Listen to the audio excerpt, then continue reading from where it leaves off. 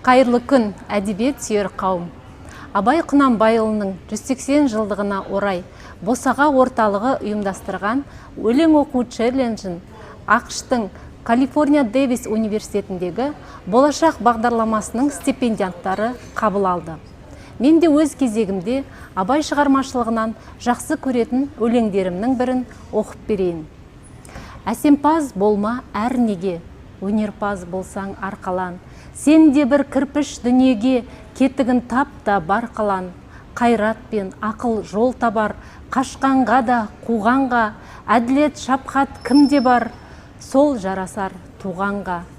Ақырын жүріп анық бас, еңбегің кетпес далаға, ұстаздық қылған жалықпас, үйретуден балаға.